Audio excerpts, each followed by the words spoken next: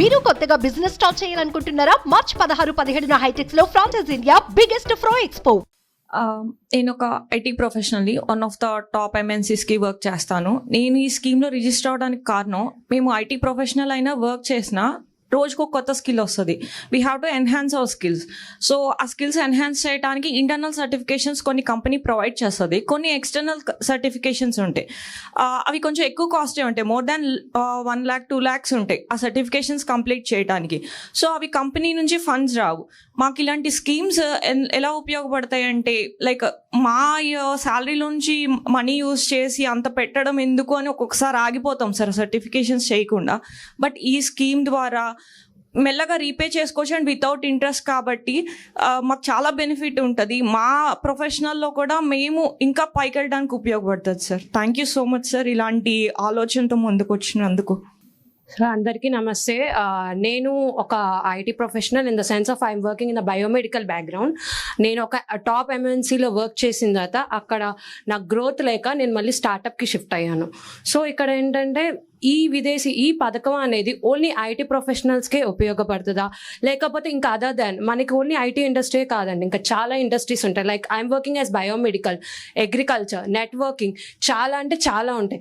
So మనం మెయిన్గా IT వైపే కాకుండా ఇంకా వేరే వైపు కూడా ఫోకస్ చేస్తే అది వేరే వాళ్ళకి కూడా ఉపయోగపడుతుంది. సో ఐటీఏ కాదు, ఇంకా చాలా డొమైన్స్ మనకి ఉపయోగపడేలాగా ఉంటే అందరికీ ఒక మారుమూల ప్రాంతం నుంచి కూడా ఓకే మన దగ్గర ఈ స్కిల్ ఉంది, దీనివల్ల ఓకే మేము అగ్రికల్చర్ చేయాలనుకున్నాం, why not agriculture in MNC అంటే అట్లాంటి వాటికి కూడా ఏమైనా ఉపయోగపడే అవకాశాలు పెంపొందించుకుంటే చాలా మందికి ఉపయోగపడుతుంది, అది ముందుకు వస్తారు కూడా అని భావిస్తున్నాను. అది ఎలా ఉపయోగపడుతుంది దీంతో? ఇప్పుడు మనం గుర్తుపెట్టుకోవాల్సింది ఇక్కడ స్కిల్ డెవలప్మెంట్ అనేది ఒక ఐటీకే కాదు, ఆల్ వాక్స్ ఆఫ్ లైఫ్. ఒకప్పుడు ఇన్ఫర్మేషన్ టెక్నాలజీ అనేది ఎవరికి ఊహించని విధంగా ఎగ్జాక్ట్గా 20-30 ఏళ్ళ ముందు 94లో ఇంటర్నెట్ రెవల్యూషన్ వచ్చింది. బిల్ గేట్స్ ఎప్పుడైతే ఇంటర్నెట్ రెవల్యూషన్ తీసుకొచ్చాడో ప్రపంచం అంతా గ్లోబల్ విలేజ్గా తయారైంది. ఆ రోజు మనం ఐటీ చదువుకుంటే అవకాశాలు ఉన్నాయని విజువలైజ్ చేశాం. It is only visualization. కానీ కొంతమంది నమ్మలేదు. నేను పదే చెప్పి వీళ్ళకందరికీ ఉద్యోగాలు ఇప్పించడానికి హైటెక్ సిటీ కట్టాను. అది మొదటి ప్రారంభం, మొదటి బీజం. అది ఎప్పుడైతే హైటెక్ సిటీ కట్టారో దానికి కావలసిన రిసోర్సెస్ కావాలి. అంటే పని చేసే వాళ్ళకు ఉద్యోగాలు ఇవ్వాలి, చదువుకోవడానికి కాలేజీలు కావాలి.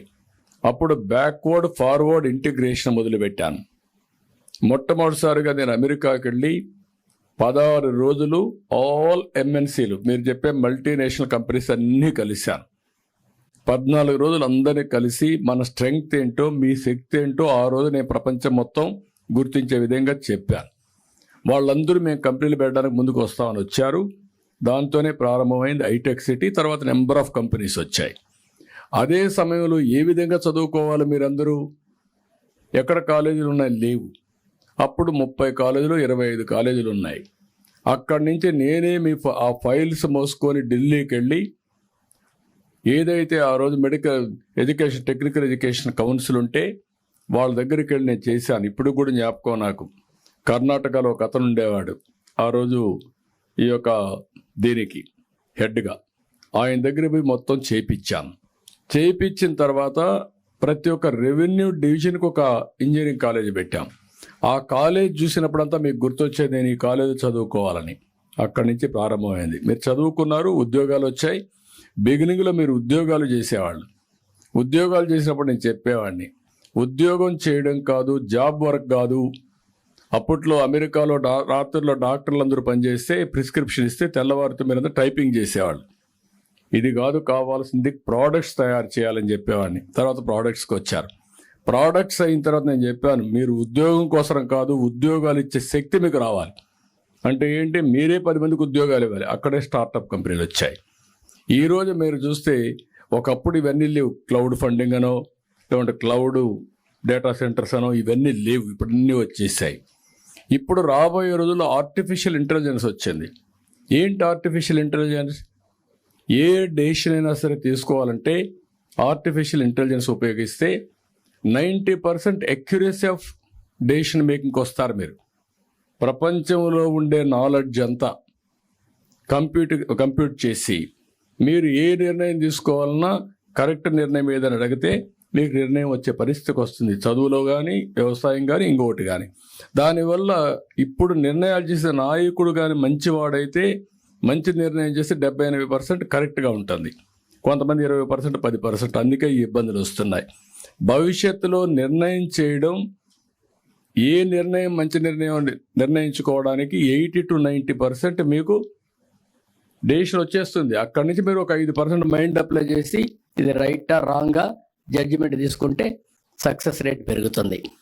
ఆ సందర్భంలో మీరు చూస్తే ప్రపంచమే మారబోతా ఉంది. సర్వీస్ సెక్టర్లో ఇండియన్స్, మన వాళ్ళు భారతీయులు ప్రపంచం అంతా వెళ్ళిపోయారు. ఇప్పుడు ఆ అమ్మాయి చెప్పినట్టు ఇది ఐటీకే పరిమితం కాదు. ఐటీ అనేది బ్యాక్ బోన్ అన్నాను. ఒక వ్యవసాయంలో పెను మార్పులు వస్తున్నాయి. ఒక డ్రోన్ వచ్చేసింది. డ్రోన్ వచ్చి ఇప్పుడు మనం అనవసరంగా పెస్టిసైడ్ కొడతానే ఉంటాం. అనవసరంగా కొట్టక్కర్లేదు. ఊరికి ఒకసారి డ్రోన్ పంపిస్తే ఏ పొలంలో ఎక్కడ తెగులుందో అది తీసుకొస్తుంది. అక్కడి నుంచి ఇంకో డ్రోన్ పంపిస్తే తెగులుండేది ఎక్కడనే కొట్టి తెగులు లేకుండా చేస్తుంది. అంటే పొలం అంతా కొడతా ఉంటాం, 4 సార్లు కొడతాం, అది కూడా తెలియకుండా కొడతా ఉంటాం. ఇంకా పరిస్థితి రాదు. ఇట్లా అగ్రికల్చర్లో కూడా ప్రెసిషన్ వస్తుంది, మోడర్నైజేషన్ వస్తుంది, ప్రొడక్టివిటీ పెరుగుతుంది, పర్ఫార్మెన్స్ ఇంప్రూవ్ అవుతుంది. ఈ విధంగా అగ్రికల్చర్ కావచ్చు, వెటనరీ కావచ్చు, లేకపోతే మీరు ఏదైనా తీసుకోండి, అన్నిట్లో కూడా పెను మార్పులు వస్తున్నాయి. అవన్నిటి కూడా మీ పిల్లలు ఎవరైతే ఉన్నారో మీ స్కిల్స్ కానీ కెపాసిటీస్ కానీ మీ నాలెడ్జ్ని పెంచుకోవడానికి పూర్తిగా సహకరిస్తాం.